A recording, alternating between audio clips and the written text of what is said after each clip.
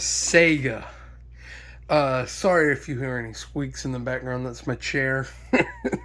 My chair is a piece of garbage, so I apologize for that. Uh, the Sega Nomad. You might not know what this is. You might know what it is. It doesn't matter. Where's my power cord? Huh. Oh, there it is. There it is. There's the power cord. Okay. We're off to a great start. The Sega Nomad, basically, if you don't know what it was a later production, Sega's second handheld. Get all this junk out of the way so I can talk about it and get a little more organized.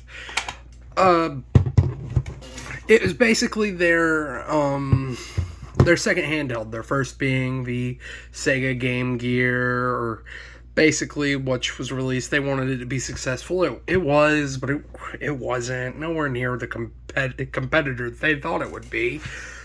This one was released October 1995 over here in the States. Only in the States. You could only get a Nomad in North America. For $180. Now, keep in mind, a normal Genesis of the time was only $90, and the Game Boy was $50. So that's stupid expensive. If you had one of these in 1995, you were the rich kid. Come on, camera, focus. I really need to put I need to put like a mat down or something. It does not like the black. And this thing is cool. I mean, it's just a portable Sega Genesis, of course. It does actually have a battery pack. You could replace one of these with a... this one doesn't work, so I'm not too crazy. I'm not too worried about it. You could replace one of these with a rechargeable battery pack, which is like a lithium-ion battery or something like that. I don't know. This particular one is the Batterator one, the one that takes 9,000 batteries. I can't open it with one hand. Takes about 9,000 batteries and only lasts 2 hours. All the pins and everything are stripped out of it. Took me forever to get it off the back of the Nomad. So it doesn't work, but it uses 6 AAA, or what are these? What are these? Double A, whatever you call those things. It uses those types of batteries. You get about 2 hours of playtime through those, and of course, as you can see, the system is kind of a slanted design. But yeah, slanted design. The system only sold about 1 million units. Wasn't very popular, as you can imagine. $180. Oh, hello. You can see me in the screen. How's it going? $180 in 1995 was it was expensive, to say the least. For a system that was already pretty old, because this is essentially just a portable Sega Genesis.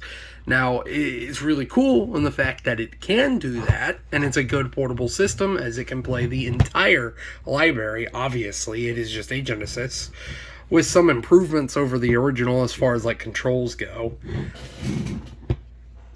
As you can see, mine is not in the best shape in the world. It's in decent shape, but it's got cuts and scrapes. You can see it's been used. You can see the little grooves on the back for holding. This is actually a remarkably comfortable system. You would think, oh, it's just a oddly shaped mass of plastic, and you'd be correct about that. It is an oddly shaped mass of plastic. Let's not add any more cuts. But it's very comfortable. It's heavy, but it's comfortable. It's not too heavy. You'd be surprised. The D-pad's really comfortable, and it is a 6-button controller built in. Now, apparently you can hold the mode button when you're powering it on, and it'll change it to a 3-button, and is compatible with any peripheral that uses that port right there. Because, yeah, you can plug in a second controller and play 2 players on this, or you can plug it into one of them TVs over there and have it essentially become a Sega Genesis or be a second controller. So it's basically it's basically a Switch. Sega did what Nintendo don't 30 years beforehand. Well, 20 something years beforehand, 25 years. 30 sounds better though. You can see your low bat. When you're about to run out of battery, of course you have your volume and headphone jack. Hey, headphone jacks. Phones could learn from that. Slot. I'll go ahead and plug in this massive original power bank, by the way. This is the original Sega Genesis power supply. So, that's fun. Go ahead and plug it in. You'll see my dirty table covered with consoles and stuff. There we are. Just plug it into the wall just like that. I might cut this section out, but I might not. Depends on how I feel. Then plug her in. Plug her in at the top. As you can see, it turns on. It is a backlit screen. Doing better than the Game Boy already. Better be for $180. Plug in the patented 6-pack. Like so. Now, it looks uneven, but it is in there. Mine's a little difficult to start, I think, because it's just because it's old. Just because it's old. These older systems tend to get a little harder to start. I know you're not supposed to do this, but I'm about to anyway. You're supposed to, when you're trying to clean your games, don't blow on them. Don't be stupid. Don't be me. Use alcohol. Alcohol is always the solution. Of course, you have a contrast slider. You can kind of see it right there. And you can hear that one mono speaker. It's trying. It's trying. And oh, that's fun, isn't it? Well, as you can see, the screen was a little blurry. Now, if you go to try to find one of these, they're kind of collectible. As I said, there's a million. They only sold about 1 million copies, so didn't sell all that well. Not that many left. I mean, there's still plenty to go around. 1 million is still 1 million. It's still a lot, but they're not common. They're not the rarest thing out there, no, but they are not common. They're about $200 something on eBay for ones that don't have the capacitor changed, because these have a bad problem with capacitors. They are ticking time bombs. This one I kind of suspect has the capacitors changed because it hasn't had anything happen yet. But what will happen is the capacitors on the inside will start to corrode. And over years, almost every one of them has that problem. Those capacitors will explode, okay? And they'll start leaking onto the motherboard. Well, eventually the acid will eat through the motherboard, ruin the system. It will become a Sega Nomad shaped or odd shaped, what is that thing? Paperweight. That is exactly what it will become, because the capacitors busted and eroded through the Xboxes. Really old Xboxes had the same problem. It would erode the motherboard. The tall tale sign of it is your screen will not turn on if your capacitors are bad. Or at least that's what I heard. I would do a double check though. The system just won't work if your capacitors are bad. It needs those. And generally, these are kind of difficult to get open. So they're kind of expensive to do that, but it is well worth it. As well as changing the screen out to a LCD screen, because as you saw, it's... I'll go ahead and change the contrast.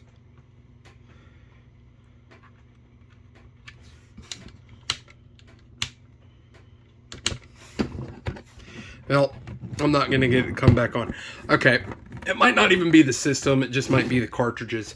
Well, as you can see, though, it does sit kind of funny.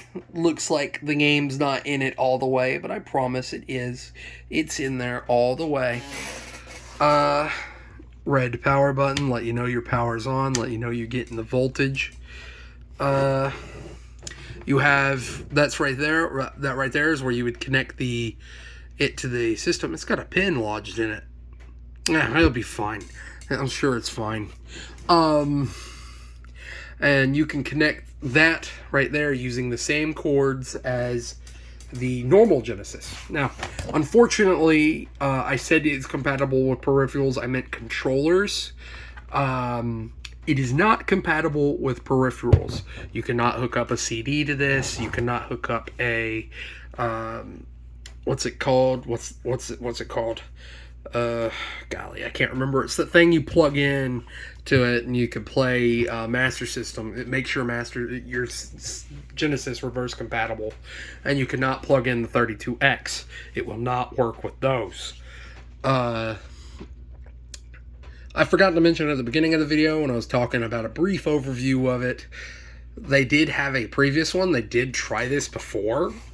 It was with a Sega called the Sega 32. It was called the Sega 32X, or like the Sega Jet, something like Jet in the title. 32 Jet. I can't remember. I can't remember, but it was Jet something. Originally sold to commercial airlines in Japan. Then it got a commercial release. It got a wider release. It was sold to the general public. I don't think the Nomad was packaged with anything. I think it was just the Nomad itself. Once again, very, very, very expensive. $180. It was only sold for a year. And fun story, apparently Toys R Us back in the day, I don't remember any of this because this, again, before my time. This was before me, but apparently Toys R Us was selling these for like $40 brand new. $180 to $40. That's a big discount. But yeah, it came out at the same time they were releasing the Sega Saturn, so Sega was putting all their efforts into the Saturn. I mean, why wouldn't you? Of course, that thing bombed horrifically, so one mistake after another. Why they would release a system like this, I mean, I know why. They were trying to extend the life of the Genesis, but why that late? It wasn't exactly a hot commodity anymore. I mean, nobody was like, ooh, I gotta have a Genesis.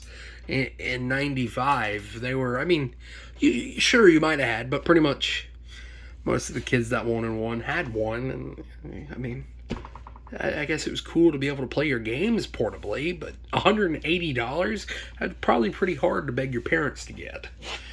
Or if you played games yourself, that was probably a pretty hard pill to swallow. So, didn't sell well. I don't know why I pulled out these cases. I was going to talk about something about them, about NBA Jam. I guess that these are what the cases look like. I have one with the manual in it. I can't remember which case it was, though, so maybe I'll find it. Maybe I'll show you. Sonic 2 was a pack-in game. There we go. That excuses them from the table. That excuses them from the table. So yeah, I guess that's pretty much everything I'm going to say about the Genesis, the Nomad. If you like this video and you made it this far and you want to support the channel, the best way to do that is to like, comment, subscribe, and share. As well as check out any of my other channels. If you like cars, I have a second channel called Trailer Park Supercars. I upload a short to it every day. I missed the short today or whatever day it was that I filmed this video, but normally that doesn't happen. I always normally have a short every day.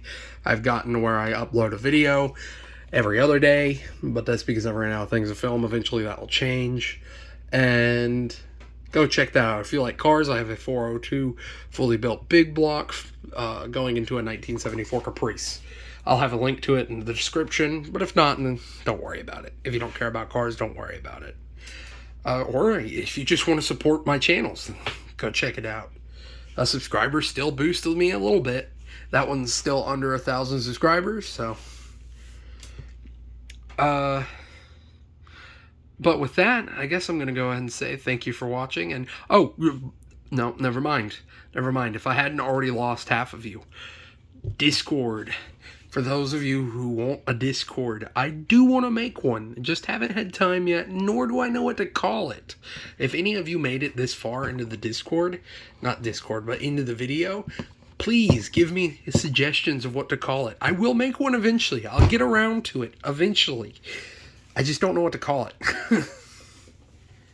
Eventually, I'm just going to call it something stupid. But other than that, thank you for watching and have a good one.